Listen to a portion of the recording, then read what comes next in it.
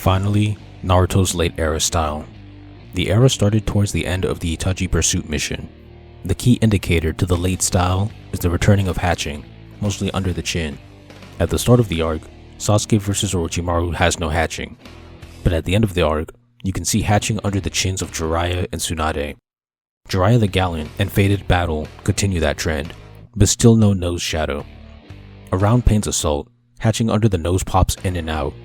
The hatching continued throughout the Madara and Obito fights. By the end of the war, hatching under the nose was frequent. That's what I'm using as a marker between middle and late era because overall, they're very similar. Let's go into the details. For the facial thirds, either the middle is the longest or all are equal. This is the same as the middle era. For the eye, there's either no space on the outside of the outline or it's very small. The eyes have less height than the middle era, making them look more realistic. Kishi sometimes did this in the middle era, but in the late era, it was consistent. He also has this new trick that he occasionally uses where the outside of the outline has two lines. The inner one is thin and the outer one is thick.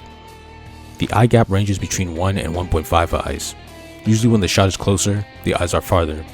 This is the same as the middle era.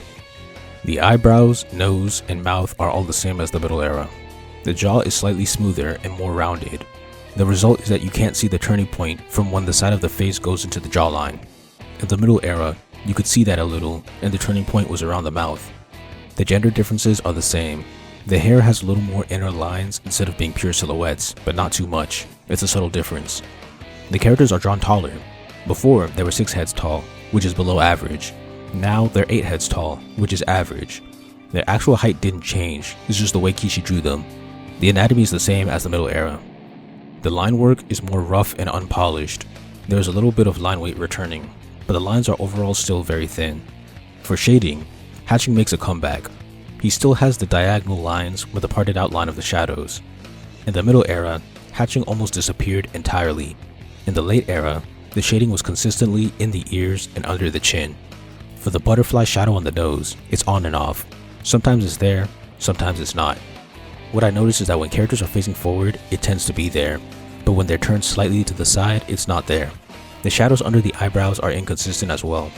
In the Pain and Danzo fights, they aren't there often, but in the war, they make a comeback, especially in the final fight. In conclusion, the late era is very similar to the middle era. The main differences are the rougher line work, the consistent return of hatching, and the increased height in heads of the characters.